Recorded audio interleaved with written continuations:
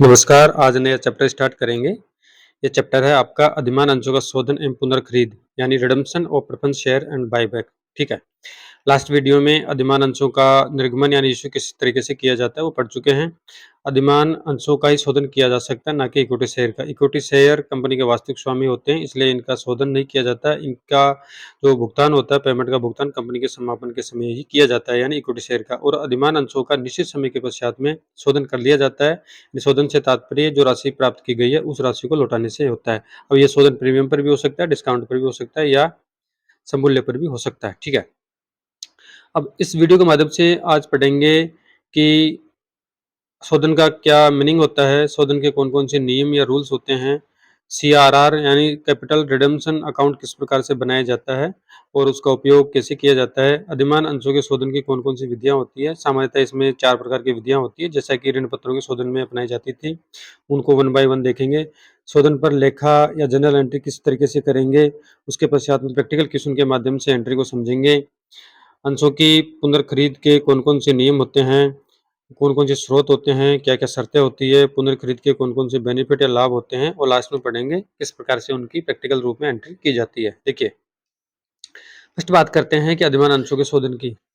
यानी अधिमान अंशों के शोधन से तात्पर्य इन अंशों के धारकों को उनके अंशों की राशि चुकाने या लौटाने से होता है। अभी मैंने बताया था कि जब कंपनी वित्त के स्रोत के रूप में अधिमान अंशों का निर्गमन करती है, राशि जुटा लेती है, उसके पश्चात में एक निश्चित समय के पश्चात, जैसा कि अंतर नियमों या सीमा नियमों में व्यवस्था होती है, अगर व्यवस्था नहीं है तो सामान्यतः 20 वर्ष के पश्चात में राशि अधिमान जो प्रेफरेंस शेयर होल्डर होते हैं उनको लौटानी होती है। ठीक है। अब वो उनका जो रिडम्पशन होगा वो सममूल्य पर भी हो सकता है, प्रीमियम पर भी हो सकता है, डिस्काउंट पर भी इनका रिडम्पशन हो सकता है। ठीक है। नेक्स्ट है भारतीय कंपनी अधिनियम 2013 के अंतर्गत अंशों द्वारा सीमित कंपनी यदि अंतर नियमों में व्यवस्था हो तो अधिमान अंशों का निर्गमन कर सकती है। यानी नया कंपनी एक्ट 2013 के अनुसार अगर अंतर नियमों में ही व्यवस्था हो तो ही अधिमान अंशों का निर्गमन कर सकती है, अन्यथा नहीं कर सकती है। ऐसे अधिमान अंश जिनकी राशि कंपनी अपने जीवन काल में वापस करने का अधिकार रखती है, सौदे अधिमान अंश कहलाते हैं, यानी रिडीमेबल प्रेफरेंस शेयर कहलाते हैं। कोई भी कंपनी असौदे अधिमान अंशों का इश्यू या निर्गमन नहीं कर सकती। यानी कोई भी कंपनी लॉ के अनुसार जो असौदे अधिमान अंश होते हैं उनका इश्यू या निर्गमन नहीं कर सकती है।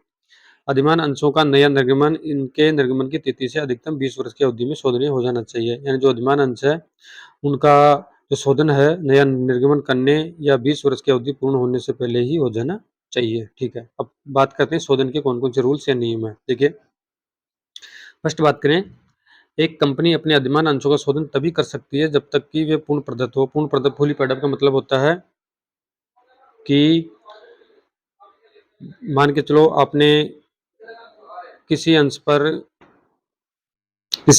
आपने 100 रुपये का इशू किया, अंश आपने 100 रुपये का इशू किया। ठीक है, आपको 100 रुपये उस पर प्राप्त करने हैं, लेकिन अगर वो 90 रुपये ही प्रेफरेंस शेयर होल्डर चुका पाता है तो उसका रिडम्पशन नहीं किया जा सकता है, वो राशि उसको लौटाई नहीं जा सकती है। पहले उसको फुली पेड अप यानी वो राशि 10 रुपये की बकाया राशि उससे मांगनी होगी। ठीक है।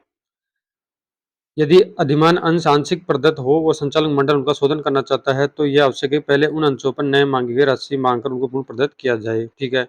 सेकंड सिचुएशन है, यदि कंपनी अधिमान अंशों का शोधन प्रीमियम पर कर रही है। ठीक है। यानी प्रीमियम आप जानते हो क्या होता है, तो शोधन पर देय प्रीमियम की व्यवस्था शोधन से पूर्व करनी होती है। यानी शोधन पर आप प्रीमियम देंगे तो यह कंपनी के लिए एक तरीके से कैपिटल लॉस होता है, तो उसकी व्यवस्था आपको शोधन से पूर्व करनी होती है। अब शोधन पर देय प्रीमियम की व्यवस्था सर्वप्रथम आप सिक्योरिटीज प्रीमियम अकाउंट से करेंगे। इस खाते के न होने पर या पूंजीगत लाभों में से इस प्रीमियम को अपलिखित किया जाएगा। अगर यह खाता नहीं है तो पूंजीगत आपके जो लाभ है उनसे इसको राइट ऑफ किया जाएगा। यदि पूंजीगत लाभ भी नहीं है तो आयगत लाभों में इसका प्रयोग किया जा सकता है। इसकी व्यवस्था करने पर premium on redemption of preference share account खोला जाता है। यानी प्रीमियम की व्यवस्था करने पर premium on redemption of preference share account खोला जाएगा। ठीक है।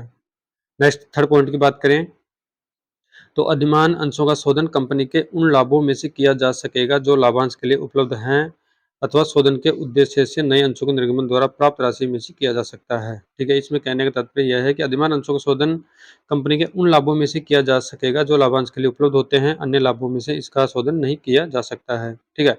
अथवा शोधन के उद्देश्य से नए अंशों के निर्गमन द्वारा प्राप्त राशि में से किया जा सकता है। शोधन है या तो जो लाभ है जो बनाए गए हैं उसके लिए उद्देश्य के लिए उनसे करेंगे, या फिर नहीं है तो नए अंशों का निर्गमन करके भी शोधन किया जा सकता है। अब बात करें अगले पॉइंट की, चौथे पॉइंट की, तो अधिमान अंशों के शोधन की मूल राशि यदि लाभों में से ली जाती है तो ऐसे अंशों के अंकित मूल्य के बराबर राशि पूंजी शोधन संचय खाते यानी कैपिटल रिडम्पशन रिजर्व अकाउंट में ट्रांसफर की जाएगी। इसका कहने का तात्पर्य यह है कि आप अधिमान अंशों का शोधन कर रहे हैं, आपके पास में पर्याप्त लाभ नहीं है, ठीक है। यदि आपके पास पर्याप्त प्रावधान नहीं है इनका शोधन करने के लिए, तो अगर आप इस राशि को लाभों में से ले रहे हैं तो इन लाभों के अंकित मूल्य की राशि आप, जैसे आपने 10 प्रीमियम पर 1 लाख रुपए भुगतान करना है तो 1 लाख रुपए की राशि आप लाभों से ले रहे हैं, तो इन लाभों को समायोजित करने हेतु यह राशि आपको कैपिटल रिडम्पशन रिजर्व अकाउंट में ट्रांसफर करनी होगी, यानी 1 लाख रुपए की राशि आपको CRR अकाउंट में ट्रांसफर करनी होगी। इस खाते के शेष को चिट्ठे के दायित्व पक्ष में रिजर्व एंड सरप्लस शीर्षक के अंतर्गत दिखाएंगे। इस खाते के शेष को निम्न 2 कार्यों में उपयोग में लिया जा सकता है। देखते हैं कौन-कौन से कार्यों में लेते हैं। ठीक है, फर्स्ट तो है CRR पूंजी शोधन संचय खाते का उपयोग किस प्रकार से करते हैं। पहला तो करते हैं कि अंशधारियों को पूर्ण प्रदत्त बोनस अंश निर्गमित करने में करते हैं। जो भी शेयर होल्डर होते हैं उनको पूर्ण प्रदत्त यानी फुली पेड अप बोनस अंश इश्यू करते हैं, उसमें इसका उपयोग किया जाता है। और लास्ट में किया जाता है पूंजी कटौती योजना लागू करने में, यानी कर्मचारियों की जो पूंजी कटौती योजना होती है उनके संबंध में इस योजना को लागू करने का कार्य किया जाता है। इस राशि का यानी CRR खाते का उपयोग पूंजी कटौती योजनाओं के लिए किया जाता है। ठीक है, अब बात करते हैं नेक्स्ट, ये तो होगा आपका थ्योरेटिकल। अब बात करेंगे मेन मुख्य बिंदु की, यानी अधिमान अंशों के शोधन की कौन कौन सी विधियां होती है। जैसा कि जिस प्रकार से डिबेंचरों का शोधन किया जाता है, यानी जो ऋण पत्रधारी होते हैं उनको राशि लौटाई जाती है 20 वर्ष के पश्चात में, तो जिस विधि से शोधन किया जाता है उसी सेम विधियों से, समान विधियों से अधिमान अंशों का भी शोधन किया जाएगा। अब इसमें 4 प्रकार की विधि होती है टोटल, जिसमें फर्स्ट विधि होती है आपकी लाभों में से शोधन करेंगे या फिर नए अंशों के निर्गमन द्वारा शोधन करेंगे, यानी आपके पास अगर लाभ है तो लाभों में से उसका शोधन कर देंगे। अगर दूसरी विधि से करें तो नए अंशों के निर्गमन द्वारा, यानी मार्केट में नए अंश जारी करेंगे, जो जिन अंशों से राशि प्राप्त होती है उन राशि के बदले अधिमान अंशों को भुगतान कर देंगे या उनका शोधन कर देंगे। ठीक है, और आपकी थर्ड है, दोनों का मिला-जुला रूप है फर्स्ट और सेकंड विधि का, तो आंशिक रूप से लाभों में से करेंगे और आंशिक रूप से नए अंशों के निर्गमन द्वारा शोधन करेंगे और लास्ट में करेंगे अंश परिवर्तन द्वारा शोधन करेंगे, यानी अंशों का परिवर्तन करके अधिमान अंशों के धारियों को राशि का भुगतान किया जाएगा। ठीक है, अब इसमें वन बाय वन बात करते हैं कि किस प्रकार से, किस विधि के माध्यम से कैसे शोधन किया जाता है। अब बात करेंगे फर्स्ट लाभों में से शोधन कैसे करेंगे। देखिए, रिडम्पशन आउट ऑफ प्रॉफिट। देखिए, यदि कंपनी लाभों में से अधिमान अंशों का शोधन करना चाहे तो ऐसे लाभ आयगत लाभ या लाभांश के वितरण योग्य लाभ भी हो सकते हैं। ये लाभ निम्न है। देखिए, अगर कंपनी लाभों में से शोधन करना चाहेगी तो ये लाभ आयगत लाभ या लाभांश के वितरण योग्य होने चाहिए। अब इनमें कौन कौन से लाभ शामिल होते हैं, इनमें शामिल होते हैं, एक तो लाभ हानि खाते का जमा शेष यानी P&L अकाउंट का जो शेयर शेष होता है वो इसमें शामिल होता है। अगर P&L अकाउंट का डेबिट शेष है तो आपके लिए ये हानि होगी, और अगर P&L अकाउंट का जमा शेष यानी क्रेडिट शेष है तो ये लाभ होगा। ठीक है, तो इसमें जमा शेष होना चाहिए। नेक्स्ट है सामान्य रिजर्व, जो जनरल रिजर्व होते हैं उनका आप प्रयोग कर सकते हैं। संचय कोष रिजर्व फंड का आप प्रयोग कर सकते हैं। बीमा कोष या इंश्योरेंस फंड का प्रयोग कर सकते हैं। लाभांश समानीकरण कोष का आप प्रयोग कर सकते हैं, या डिविडेंड इक्वलाइजेशन फंड का आप यूटिलाइजेशन कर सकते हैं। नेक्स्ट है कर्मचारी क्षतिपूर्ति कोष, यानी वर्क मैन कंपनसेशन फंड होता है उसका आप प्रयोग कर सकते हैं। और लास्ट में विनियोग छूट संचय यानी इन्वेस्टमेंट अलाउंस रिजर्व का आप प्रयोग कर सकते हैं। ठीक है, इसमें 7 प्रकार के लाभ है, आयगत लाभ, इनका आप प्रयोग कर सकते हैं अधिमान अंशों के शोधन हेतु, अगर लाभों में से शोधन करेंगे तो। ठीक है, अब इसमें नोट दे रखा है, प्रतिभूति प्रीमियम खाता अंशरण खाते का शेष समामेलन से पूर्व का लाभ, यानी एक तो सिक्योरिटीज प्रीमियम अकाउंट होता है, एक अंशरण खाता होता है। वो अंशरण खाता नेक्स्ट वीडियो में पढ़ेंगे अंशरण क्या होता है। यानी अंशरण खाते का शेष समामेलन से पूर्व के लाभ पूंजीगत संचय, पूंजी शोधन संचय एक्सेट्रा पूंजीगत लाभ माने जाते हैं, यानी जो ये उपरोक्त लाभ हैं वो पूंजीगत कैपिटल प्रॉफिट माने जाते हैं। ये लाभ लाभांश के वितरण के लिए उपलब्ध नहीं होते हैं, इसलिए इन्हें शोधन के लिए प्रयुक्त नहीं किया जा सकता है। साथियों ध्यान रखें, जो ऊपर वाले लाभ है सिक्योरिटीज प्रीमियम खाता, अंशरण खाते का शेष, समामेलन से पूर्व के लाभ, पूंजीगत संचय, पूंजी शोधन संचय यानी CRR पूंजीगत लाभ माने जाते हैं। तो इन खातों का प्रयोग अंशधारियों को, यानी अधिमान अंशधारियों को शोधन करने हेतु इनका प्रयोग नहीं किया जा सकता है। ठीक है, यदि लाभों में से शोधन किया जाता है तो अंशों के अंकित मूल्य के बराबर राशि पूंजी शोधन संचय यानी CRR में ट्रांसफर की जानी आवश्यक है। यह खाता पूंजी का प्रतिनिधित्व करता है, यानी रिप्रेजेंटेशन करता है, जिससे पूंजी में कमी नहीं होती है। ठीक है, अगर आप लाभों में शोधन करेंगे। जितनी राशि का आप शोधन कर रहे हैं, मान के चलो 1 लाख रुपए का आप शोधन कर रहे हैं, इस राशि का प्रयोग कर रहे हैं, तो इतनी ही राशि आप पूंजी शोधन संचय खाते यानी CRR अकाउंट में ट्रांसफर करेंगे। आपको एक तरीके से प्रावधान बनाना होगा, लाभों में से कर रहे हैं तो इतनी राशि आप जब आगामी प्रॉफिट होगा उस राशि का आप CRR अकाउंट में ट्रांसफर कर देंगे, ठीक है। जिससे क्या है कि पूंजी में किसी प्रकार की कोई कमी नहीं होती है। नेक्स्ट विधि की बात करें तो नेक्स्ट विधि है आपकी नए अंशों के निर्गमन द्वारा शोधन, ठीक है। ऊपर वाली तो बात कर चुके हैं कि लाभों में से शोधन किस प्रकार से करेंगे। सेकंड विधि देखें तो सेकंड आपका मेथड है नए अंशों के निर्गमन द्वारा शोधन कर रहे हैं, तो इसमें देखते हैं कैसे करते हैं। फर्स्ट पॉइंट देखते हैं, नए अंश समता या अधिमान अंश कोई भी हो सकता है, यानी आप नए अंशों का निर्गमन करेंगे तो हो सकता है आप अधिमान अंश भी जारी कर सकते हैं या इक्विटी अंश भी जारी कर सकते हैं, ठीक है। इनमें से कौन से भी अंश हो सकते हैं, उस राशि का आप प्रयोग कर सकते हैं, ठीक है। लेकिन ऋण पत्रों के निर्गमन से अधिमान अंशों का शोधन कभी नहीं किया जा सकता। साथियों ध्यान रखें, आप जब भी नए अंशों के निर्गमन द्वारा शोधन करेंगे तो उसमें आप 2 प्रकार के शेयर जारी कर सकते हैं। एक कर सकते हैं इक्विटी शेयर, एक कर सकते हैं प्रेफरेंस शेयर, ठीक है। लेकिन अगर आप शोधन के लिए डिबेंचर जारी कर रहे हैं तो उससे जो राशि प्राप्त होती है, उस राशि का प्रयोग आप कभी भी अधिमान अंशों के शोधन के लिए नहीं कर सकते हो। ये आपको अच्छी तरह से ध्यान में रखना है, ठीक है। नेक्स्ट पॉइंट की बात करें तो इस विधि में कंपनी सोधे अधिमान अंशों के अंकित मूल्य के बराबर नए अंशों का निर्गमन करती है। इससे न तो कंपनी की अंश पूंजी में कमी होती है और न ही उसकी आर्थिक स्थिति में कोई परिवर्तन होता है, केवल अंश पूंजी की संरचना में परिवर्तन होता है। देखिए इसका कहने का तात्पर्य है, मान के चलो आपको 10 लाख रुपए का शोधन करना है अधिमान अंशों का, ठीक है। अब आपने उसके संबंध में या तो इक्विटी शेयर जारी कर दिए या प्रेफरेंस शेयर जारी कर दिए, ठीक है।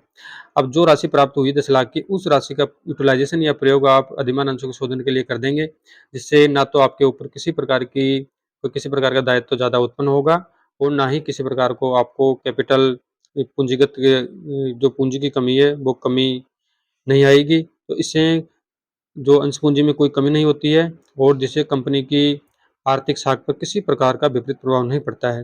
जितना पैसा आपको लौटाना है इतना पैसा आपने प्राप्त कर लिया, तो आपको किसी प्रकार के वित्तीय नुकसान नहीं होता है। लेकिन इसमें जो पूंजी की संरचना होती है, इसमें पूंजी की संरचना परिवर्तन ऐसे होता है कि आपने ज़्यादा इक्विटी शेयर इश्यू किए हैं, उनसे निर्गमन प्राप्त किया है, तो आपके इक्विटी शेयर होल्डर का जो संख्या बल है वो ज़्यादा बढ़ जाएगा या प्रेफरेंस शेयर का ज़्यादा बढ़ जाएगा।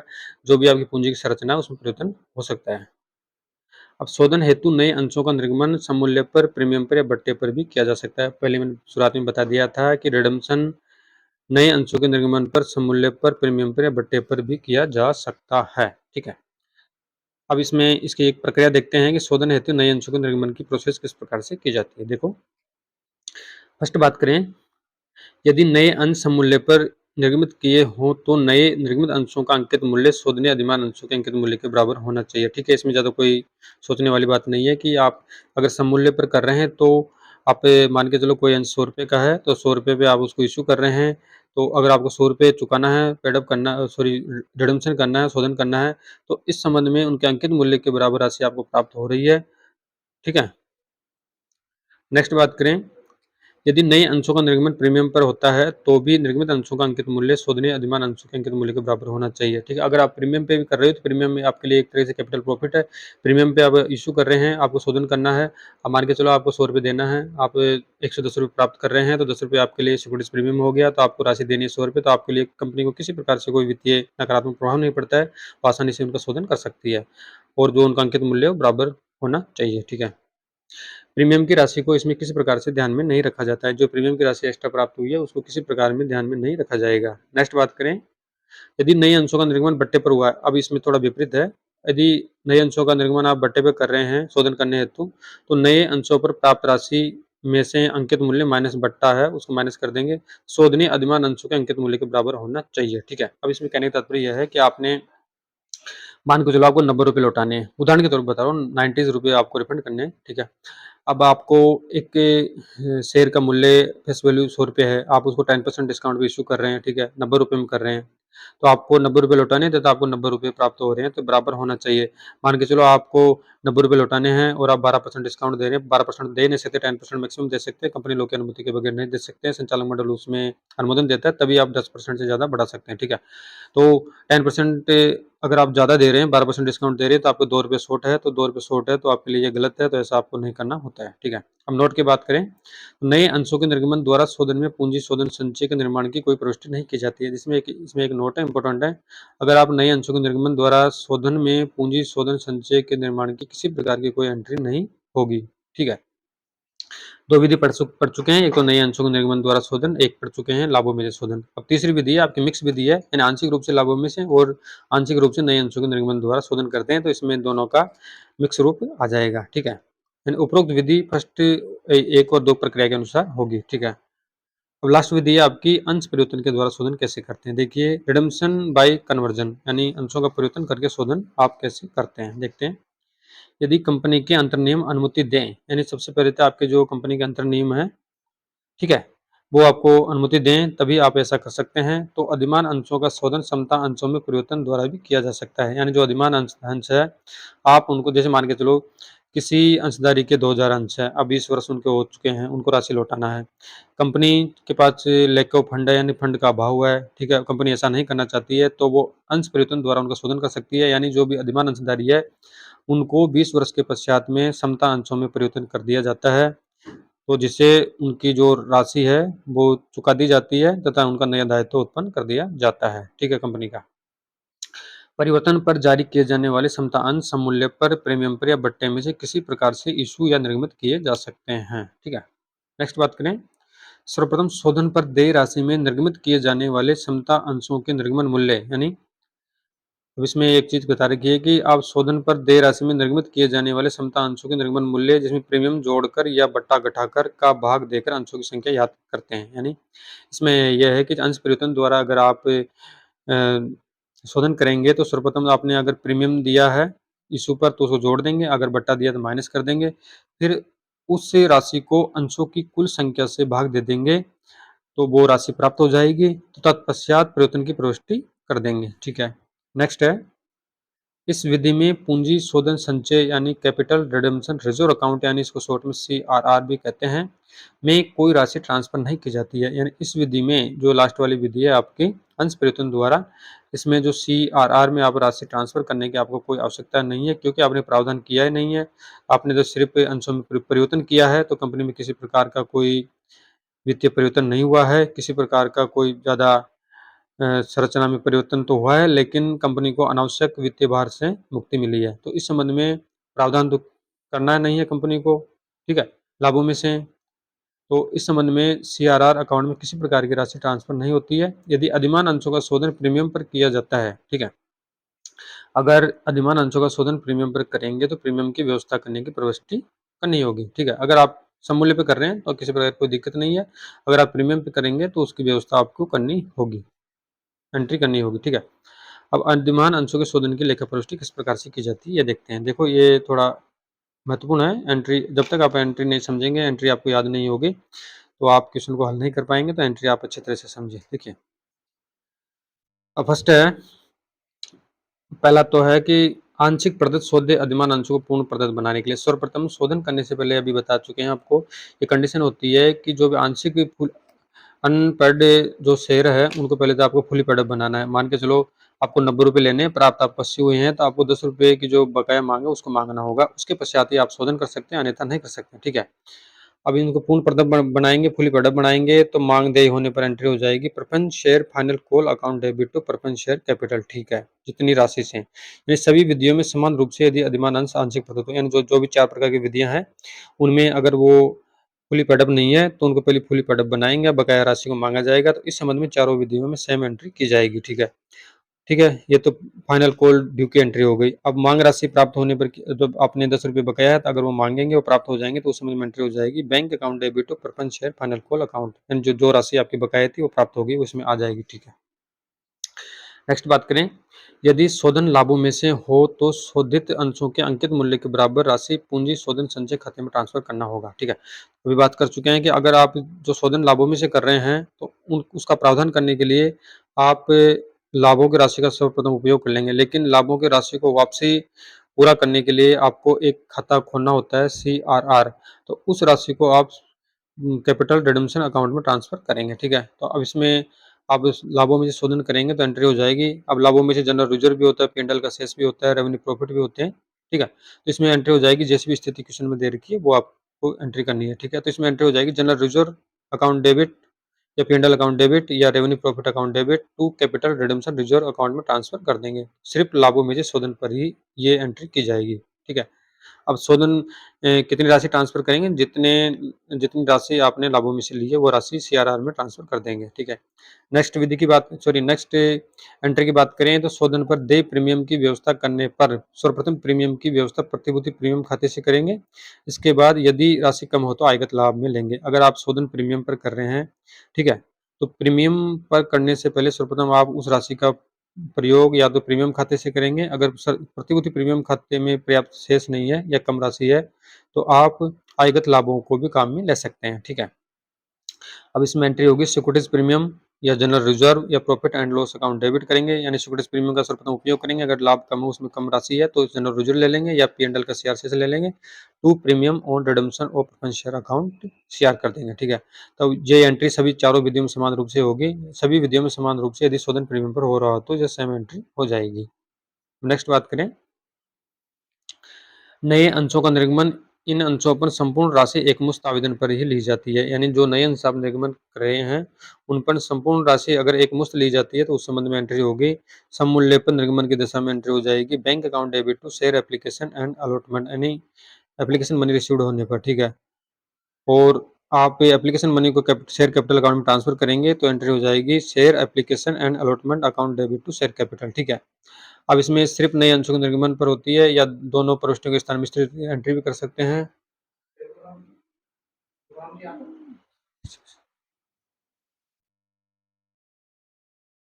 ठीक है? तो इनमें मिक्स प्रविष्टि भी कर सकते हैं और लास्ट में एप्लीकेशन एंड अलॉटमेंट के स्थान पर सिर्फ एप्लीकेशन भी लिखा जा सकता है। अगर आप लिखे तो लिख सकते हैं, नहीं तो एप्लीकेशन एंड अलॉटमेंट भी लिख सकते हैं, ठीक है? अब नेक्स्ट है, अगर प्रीमियम पर निर्गमन कर रहे हैं तो इस संबंध में एंट्री होगी bank account debit to share application and allotment, ठीक है? एप्लीकेशन मनी रिसीव्ड पर, ठीक है? अब इसको आप सिक्योरिटीज़ इसको राशि को ट्रांसफ़र करेंगे कैपिटल अकाउंट में सिक्योरिटीज़ प्रीमियम, तो एंट्री हो जाएगी share application and allotment account debit to share capital to securities premium, यानी निर्गमन पर लाभ हो रहा है तो CR हो जाएगा सिक्योरिटीज़ प्रीमियम। तो सिक्योरिटीज़ प्रीमियम की राशि आ जाएगी, शेयर कैपिटल आपने कितने में निर्गमन किया है वो टोटल राशि इसमें ऊपर वाले में DR में आ जाएगी। अगर बट्टे पर निर्गमन कर रहे हो आप, डिस्काउंट पे कर रहे हो तो इसके विपरीत एंट्री होगी। प्राप्त करने की एंट्री तो सेम हो जाएगी bank account debit to share application and allotment, ठीक है? और इसको ट्रांसफ़र करेंगे शेयर कैपिटल में और डिस्काउंट चार्ज को शामिल करेंगे तो एंट्री हो जाएगी share application and allotment account debit to discount on issue of share, या डेबिट होता है हमेशा, टू शेयर कैपिटल, ठीक है? नेक्स्ट एंट्री की बात करें तो अधिमान अंशों के शोधन पर अधिमान अंशों का शोधन सममूल्य या प्रीमियम पर किया जा सकता है, यानी अधिमान अंशों के शोधन पर अधिमान अंशों का शोधन यानी सममूल्य या प्रीमियम पर कर सकते हैं। तो सममूल्य पर आप शोधन करेंगे तो इसमें एंट्री होगी preference share capital account debit to preference share holder account हो जाएगी। अगर आप उसको भुगतान कर रहे हैं तो बैंक को CR कर देंगे, तो दूसरी एंट्री हो जाएगी preference share holder account debit to bank account, ठीक है? अब इनमें दोनों एंट्रियों की एक मिश्रित प्रविष्टि भी बना सकते हैं, बनाएं तो, ठीक है? ये एंट्री हो गई। अब प्रीमियम पर अगर शोधन करेंगे तो इसकी एंट्री होगी preference share capital account debit, ठीक है? तो प्रीमियम ऑन रिडम्पशन और प्रेफरेंस शेयर अकाउंट डेबिट, तो प्रीमियम फिर आप शोधन कर रहे हैं तो आपके लिए ये पूंजीगत हानि है, तो इसको आप प्रीमियम ऑन रिडम्पशन को डेबिट कर देंगे टू प्रेफरेंस शेयर होल्डर हो जाएगा, ठीक है? अब इसमें राशि आ जाएगी, आप जितनी राशि से प्रीमियम प्रेफरेंस शेयर कैपिटल की राशि जितनी वास्तविक राशि चुका रहे हैं और प्रीमियम की राशि आ जाएगी, दोनों का टोटल करेंगे तो CR साइड आ जाएगा टू प्रेफरेंस शेयर होल्डर की साइड, ठीक है? अब इसको भुगतान करना है राशि का तो preference share holder account debit bank आ जाएगा, यानी प्रीमियम से राशि इसमें आ जाएगी। नेक्स्ट बात करें अंशों में परिवर्तन किस प्रकार से किया जाता है, यानी अंशों में परिवर्तन की दिशा में शोधन कैसे होता है। देखिए, यदि प्रीमियम पर अधिमान अंश शोधनीय हो, यानी अधिमान अंशों का शोधन अगर आप प्रीमियम पर कर रहे हो अंशों में परिवर्तन की दिशा में, ठीक है? तो इसमें एंट्री होगी preference share capital account debit premium on redemption और प्रेफरेंस शेयर अकाउंट डेबिट, क्योंकि प्रीमियम और रिडम्पशन एक पूंजीगत हानि है तो इसको डेबिट कर देंगे टू प्रेफरेंस शेयर होल्डर, ठीक है? अब इसमें एक चीज़ बता रखी है नोट, इधर देखते हैं राइट साइड, यदि समता अंश प्रीमियम पर निर्गमित किए जाएं तो दूसरी प्रविष्टि में सिक्योरिटीज प्रीमियम की ओर जमा किया जाएगा। यदि समता अंश बट्टे पर इश्यू किए जाएँ तो discount on issue of share को डेबिट किया जाएगा। ठीक है। अब इसमें दूसरी एंट्री है, यानी इक्विटी शेयर में उसको कन्वर्टेड करेंगे तो एंट्री हो जाएगी preference share holder account debit to equity share capital. ठीक है। यदि सम मूल्य पर अधिमान अंश शोधनीय हो, अगर उनका एट पार पे शोधन करेंगे तो preference share capital account debit to preference share holder हो जाएगा। और ठीक है, और जो भी प्रेफरेंस शेयर है उनको अगर इक्विटी शेयर में कन्वर्टेड करेंगे तो एंट्री हो जाएगी preference share holder account debit to equity share capital. ठीक है, जितनी राशि से कर रहे हैं। अब इसको एक एग्जाम्पल के माध्यम से समझते हैं। देखिए, निम्नलिखित परिस्थितियों में आवश्यक जनरल प्रविष्टि देनी है। इसमें कह रखा है कि नर्मदा लिमिटेड 100 रुपये वाले 2008% या 8% का मतलब ये है कि अधिमान अंशों के आगे परसेंटेज लगाया जाता है, 8% की दर से इनको प्रॉफिट दिया जाता है, इस हिसाब से लगा रखा है, लेकिन इसका क्वेश्चन में कोई महत्व नहीं है। ठीक है, नर्मदा लिमिटेड 100 रुपये वाले 2000 अधिमान अंशों का 5% प्रीमियम पर शोधन करते हैं तथा 10 रुपये वाले 20,000 समता अंशों का 5% प्रीमियम पर निर्गमन से प्राप्त राशि में से करने का निश्चय करते हैं। तो संपूर्ण अंशों का विधान हो गया एवं पूर्ण राशि प्राप्त हो गई, तो एंट्री करनी है। ठीक है, तो इसमें ये कह रखा है कि नर्मदा लिमिटेड है, 100 रुपये वाले अंश है उसके पास में, कितने अंश है, 2000 है, उनको 5% पर उससे प्रीमियम 5% प्रीमियम पर शोधन करना है। ठीक है, अब उसके बदले में नए अंशों का निर्गमन कर रही है। ये नए अंश है उसके 10 रुपये वाले हैं, 20,000 समता अंश है, जिनको 5% प्रीमियम पर निर्गमन से प्राप्त राशि से शोधन करना है। ठीक है, एक एक के सिचुएशन तो ये हो गए। दूसरी देखते हैं कि 5 स्टार लिमिटेड ने 10 रुपये वाले 20,000 समता अंशों का निर्गमन 5% बट्टे पर कर प्राप्त धनराशि से 100 रुपये वाले अधिमान अंशों का 10% प्रीमियम पर शोधन करने का निर्णय लिया। तो सभी अंश ले लिए गए और संपूर्ण राशि प्राप्त हो गई। देखिए, पहले वाली स्थिति में तो अलग है, जबकि इसमें निर्गमन कर रहे हैं वो बट्टे पे कर रहे हैं और वो जो शोधन है वो प्रीमियम पर कर रहे हैं। ठीक है, अब इसमें एंट्री देखते हैं कैसे होगी। पहली बात करते हैं, फर्स्ट है आपकी प्रेफरेंस शेयर। पहले वाली स्थिति की बात करेंगे। पहले वाली स्थिति है आपकी नर्मदा लिमिटेड की। ठीक है, तो इसको देखते हैं।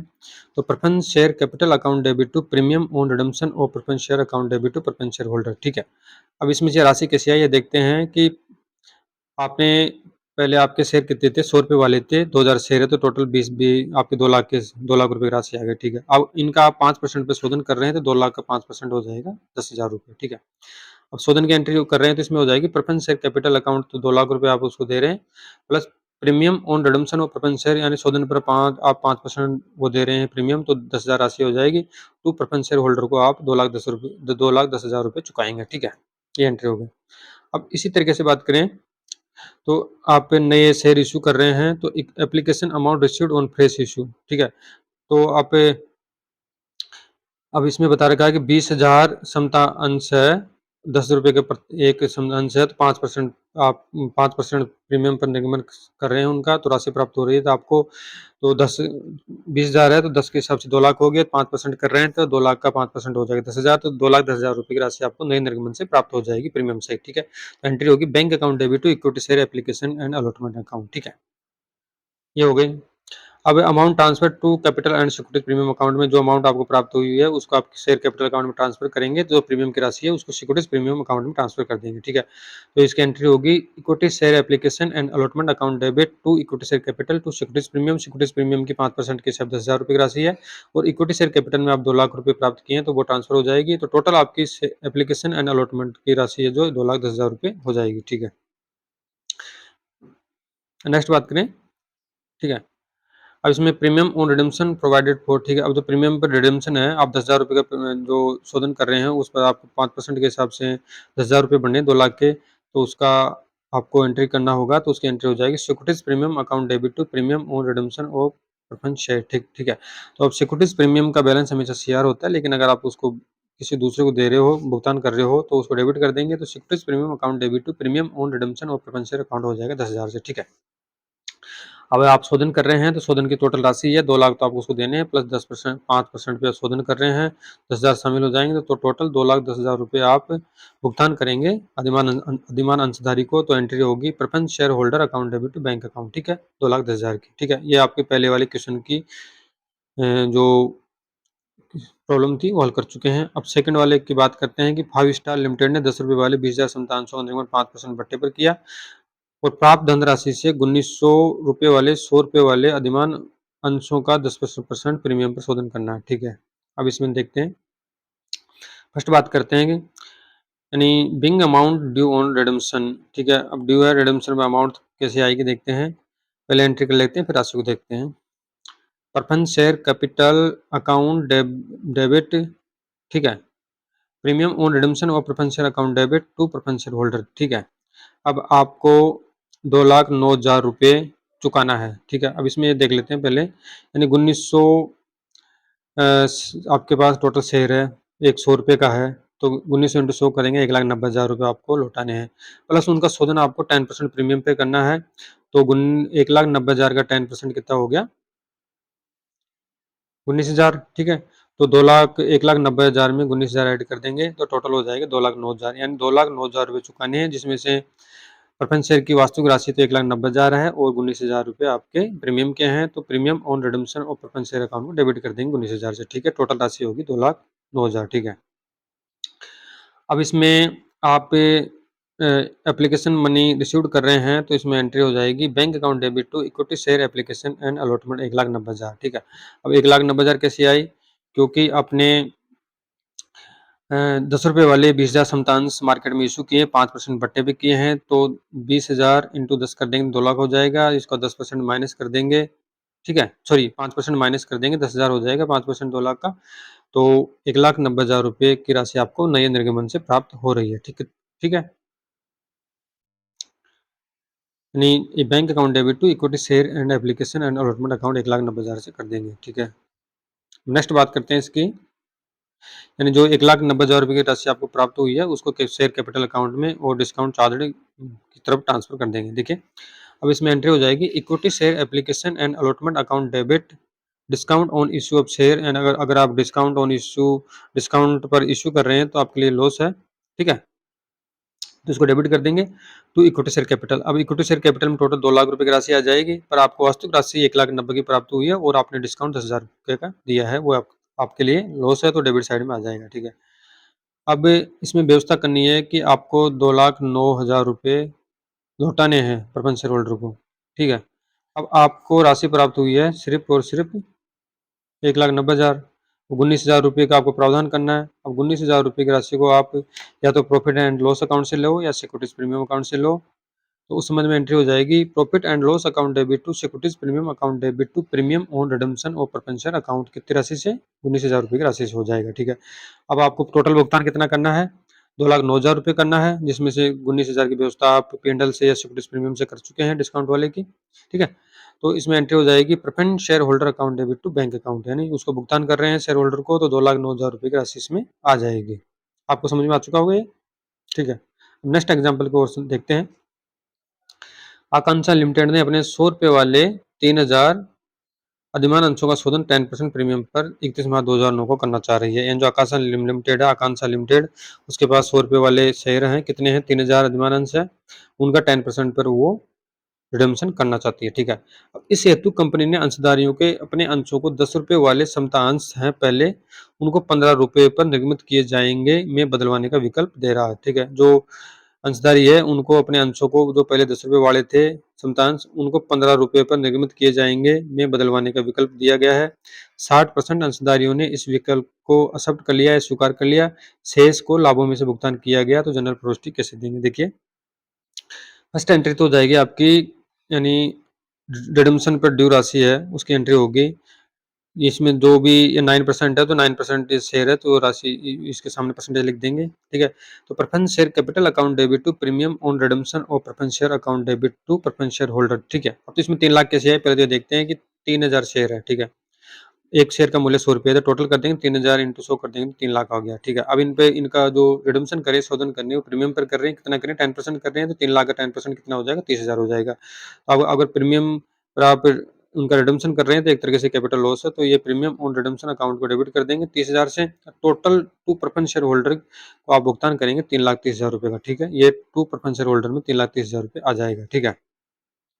अब आपकी नेक्स्ट एंट्री है, यानी 60% लोगों ने जो ये विकल्प स्वीकार किया था, इक्विटी शेयर 10 रुपये वाले को 15 रुपये में स्वीकार करने का विकल्प दिया था, तो उस संबंध में एंट्री होगी आपकी preference share holders account debit to equity share capital to securities premium. देखिए अब ये 198 132 राशि कैसी आई है वो देखते हैं। देखिए इसका सूत्र होता है कि जो परिवर्तन किया जाता है क्षमता अंशों में विकल्प स्वीकार करते हैं, उसका सूत्र होता है कि कुल भुगतान राशि निकालनी है तो उसका सूत्र होता है परिवर्तन स्वीकार करने वालों का परसेंटेज देखेंगे कुल राशि का अपॉन अंश निगमन का मूल्य देखेंगे, ठीक है। तो इसमें टोटल राशि कितनी है, 3,30,000 रुपये का रिडम्पशन करना है। 60% लोगों ने स्वीकार किया है, तो 60% राशि इसमें से निकाल लेंगे 333 की, उसको 15 से डिवाइडेड कर देंगे, भाग दे देंगे, क्योंकि 15 पहले 10-10 रुपये का मूल्य था, फिर बाद में 15 रुपये हो गया शेयर का, ठीक है।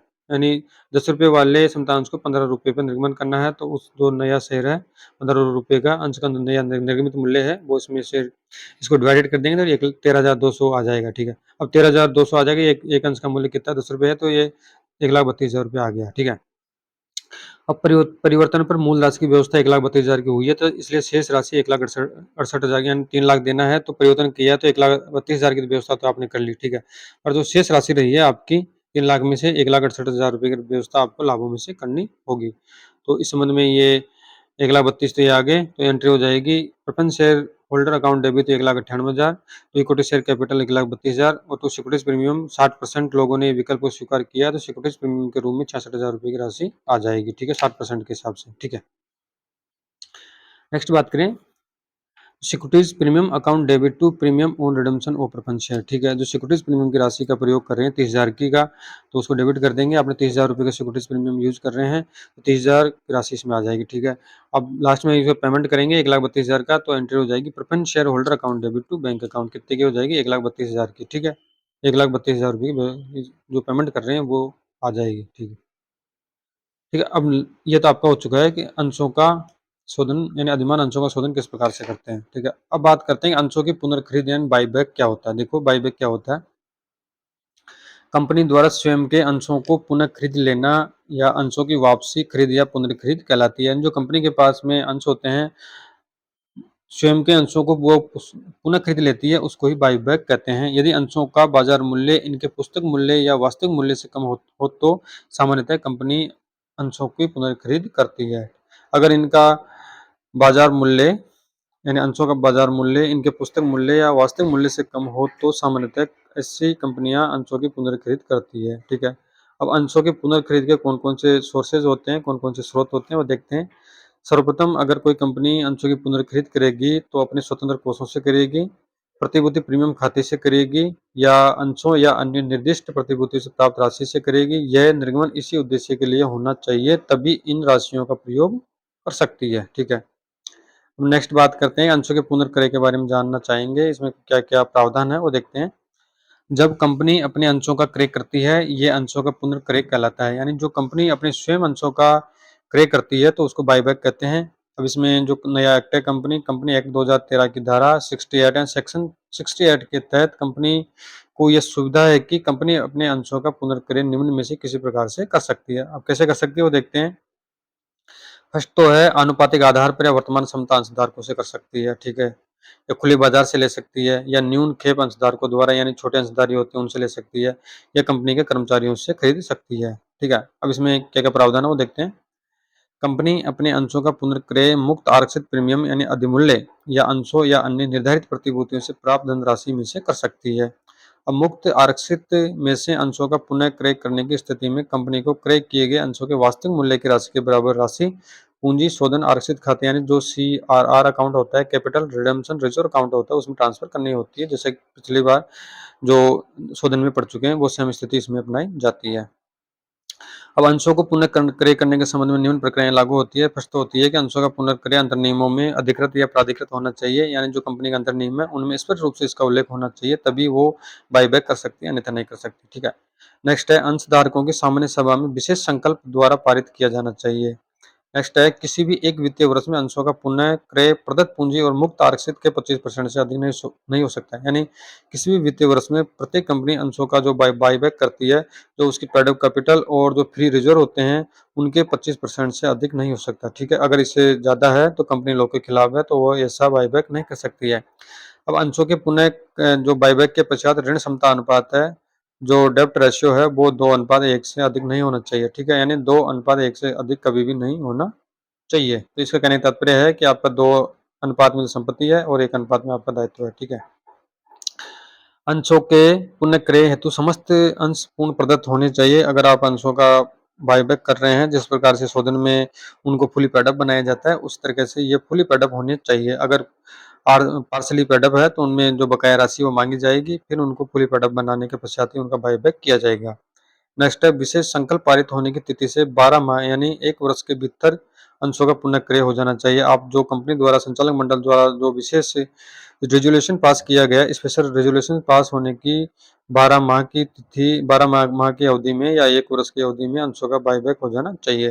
लास्ट लास्ट है, कंपनी को रजिस्ट्रार और सेबी के पास शोधन क्षमता अधिघोषणा, जिसे कम से कम 2 डायरेक्टरों के द्वारा हस्ताक्षरित होना चाहिए, भेजी जानी चाहिए। यानी कंपनी को, जो कंपनी का रजिस्ट्रार होता है, तथा सेबी के पास में जो घोषणा है वो कम से कम 2 संचालक के सदस्यों द्वारा वो हस्ताक्षरित होनी चाहिए, वो भेजी जानी चाहिए। ठीक है। अब अंशों की पुनर्खरीद की कंडीशन या शर्त देखते हैं। देखिए कौन कौन सी होती है। यदि कोई कंपनी अपने अंशों की पुनर्खरीद मुक्त संचयों से करती है, तो वह कंपनी पुनर्खरीद किए गए अंशों के अंकित मूल्य के बराबर राशि पूंजी शोधन संचय खाते यानी कैपिटल रिडम्पशन रिजर्व अकाउंट में ट्रांसफर करेगी। ऐसे अंतरण को कंपनी के चिट्ठे में भी दर्शाया जाएगा। जैसा कि शोधन में पढ़ चुके हैं, वो सेम स्थिति इसमें अपनाई जाएगी। जिस भी राशि से आप बायबैक कर रहे हो, वो राशि सीआरआर अकाउंट में ट्रांसफर करनी होगी और ऐसी राशि को आप चिट्ठे में प्रदर्शित करेंगे। ठीक है। प्रतिभूतियों की पुनर्खरीद पूरी होने के 30 दिनों के भीतर यानी 30 डेज के भीतर कंपनी के रजिस्ट्रार तथा सेबी के पास बाईबैक से संबंधित एक विवरणी यानी रिटर्न प्रस्तुत करनी पड़ेगी। यानी 30 दिनों के भीतर आपने जो बाईबैक किया है, वो एक कंपनी के रजिस्ट्रार तथा सेबी के पास में बाईबैक से संबंधित एक रिटर्न या विवरणी प्रस्तुत करनी पड़ेगी। जिन कंपनियों के अंश मान्यता प्राप्त स्टॉक एक्सचेंज में सूचित नहीं है, यानी जिन कंपनियों के जो अंश है मान्यता प्राप्त स्टॉक एक्सचेंज में सूचीबद्ध नहीं है या लिस्टेड नहीं है, उन्हें सभी के पास ये विवरणी प्रस्तुत करने की कोई आवश्यकता नहीं होती है। अगर इसके विपरीत है तो विवरणी प्रस्तुत करनी होगी। ठीक है। नेक्स्ट है, अंशों की पुनर्खरीद के कौन कौन से बेनिफिट्स या प्रॉफिट होते हैं। ठीक है। अब अंशों की पुनर्खरीद से कंपनी की पूंजी संरचना के पुनर्गठन में सहायता मिलती है। अगर आप अंशों का बायबैक कर रहे हैं तो कंपनी की पूंजी संरचना है वो सुदृढ़ होगी, तो उसमें आपको सहायता मिलेगी। यह कंपनी को अनावश्यक पूंजी से छुटकारा पाने में सहायक है, जिससे कंपनी अपने प्रति अंश आय बढ़ा सकती है। यानी कंपनी को पूंजी जुटाने के लिए अनावश्यक खर्चे करने होते हैं। ठीक है। कई प्रकार के खर्चे होते हैं उसमें, विज्ञापन के खर्चे हैं, बैंक के चार्जेज है, प्रमोटरों को पैसा देना, अभिभावकों को कमीशन देना, कई तरीके के एक्सपेंसेस होते हैं, उनसे छुटकारा मिल जाता है क्योंकि वो अपने स्वयं के ही शेयर परचेज कर रही है, तो वो बायबैक कर रही है, तो इस संबंध में अनावश्यक पूंजी लागत को बढ़ावा नहीं मिलता है। पूंजी लागत घटती है तो उससे उसकी जो प्रति अंश आय है वो बढ़ जाती है। ठीक है। लास्ट है, ये अवांछनीय व्यक्तियों द्वारा कंपनी पर कब्जा करने के प्रयासों को विफल करती है। जो जो कंपनी के ज़्यादा मेजोरिटी वाले शेयर होल्डर होते हैं, उनके शेयर वो परचेज कर लेती है। तो जो व्यक्ति कंपनी को अवांछनीय रूप से विफल करता है या को मिसमैनेजमेंट करता है, उनका कब्जा दूर करने का प्रयास इसमें किया जाता है। ठीक है। अब अंशों की पुनर्खरीद यानी बायबैक करेंगे शेयर का, तो उस संबंध में किस प्रकार से एंट्री होगी वो देखते हैं। देखो, अंशों की पुनर्खरीद पर प्रविष्टियां, देखो इसमें वो सेम एंट्री अपनाई जाती है जिस तरीके से अंशों की पुनर्खरीद पर लेखे अधिमान अंशों के शोधन की तरह ही किए जाते हैं, जो निम्न प्रकार से। देखिए, यदि अंशों का पुनर्खरीद यानी बायबैक समूल्य पर होगा तो एंट्री हो जाएगी equity share capital account debit to bank. ठीक है। अंकित मूल्य की राशि से हो जाएगा अगर समूल्य पर कर रहे हैं। ठीक है। ठीक है। अब इसमें बैंक की इसलिए आ रहा है कि जो राशि प्राप्त होती है उसमें पहले अपन बैंक करते थे, bank account debit to share application में अलॉटमेंट करते थे, वो राशि निगम से प्राप्त होती है, जबकि इसमें विपरीत एंट्री होती है, equity share capital account to bank हो जाता है। ठीक है। अगर अंशों का पुनर्खरीद प्रीमियम पे करेंगे तो एंट्री हो जाएगी equity share capital account debit to securities premium या premium on buyback account debit to bank account. ठीक है। अब इसमें इक्विटी शेयर कैपिटल में अंकित मूल्य की राशि आ जाएगी और जो सिक्योरिटीज प्रीमियम में या प्रीमियम ऑन बायबैक में प्रीमियम की राशि आ जाएगी, और टू बैंक में जो वास्तविक राशि भुगतान की गई अंकित मूल्य प्लस प्रीमियम की राशि दोनों इसमें आ जाएगी। ठीक है। अगर अंशों का पुनर्खरीद या बायबैक आप डिस्काउंट पे कर रहे हैं तो उस संबंध में एंट्री हो जाएगी equity share capital account debit to bank to capital reserve. ठीक है। Being buyback of shares at discount. ठीक है। तो इक्विटी शेयर कैपिटल में तो आपकी राशि आ जाएगी अंकित मूल्य की, और टू बैंक में जो भुगतान की गई वास्तविक राशि वो आ जाएगी, और टू कैपिटल रिजर्व में बट्टे की राशि आ जाएगी। क्योंकि आप अंशों की पुनर्खरीद डिस्काउंट पे कर रहे हैं तो आपके लिए एक तरीके से नुकसान है, तो इसकी भरपाई करने के लिए आपको कैपिटल रिजर्व में राशि ट्रांसफर करनी होगी। ठीक है।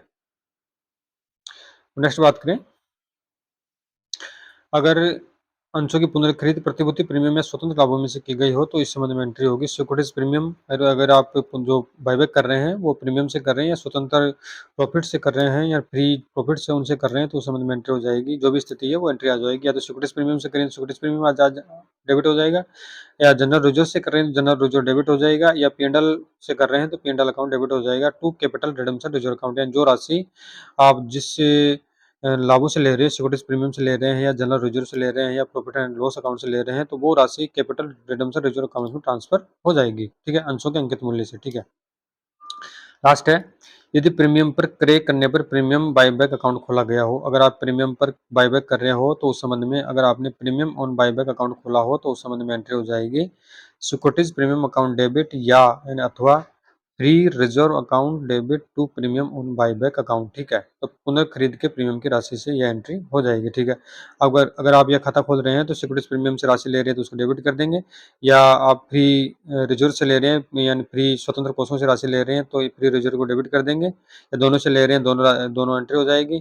ठीक है, एक एक से ले रहे हैं तो एक एंट्री ले लेंगे, सिक्योरिटीज प्रीमियम को ले लेंगे या फ्री रिजर्व को ले लेंगे, फिर उसको शेयर कर देंगे टू प्रीमियम ऑन बायबैक को क्रेडिट कर देंगे, यानी to premium on buyback account को क्रेडिट कर देंगे, यानी पुनर्खरीद के प्रीमियम की राशि से इसको क्रेडिट कर देंगे। जिस उद्देश्य के लिए या जिस सिक्योरिटीज प्रीमियम से ले रहे हैं तो सिक्योरिटीज प्रीमियम को डेबिट करेंगे, फ्री रिजर्व से ले रहे हैं तो फ्री रिजर्व को डेबिट कर देंगे, और इतनी राशि से प्रीमियम ऑन बायबैक अकाउंट को क्रेडिट कर देंगे। ठीक है, अब ये राशि कौन सी आएगी? ये आएगी प्रीमियम की राशि। ठीक है, अगर आपने प्रीमियम ऑन बायबैक अकाउंट खोला हो तो।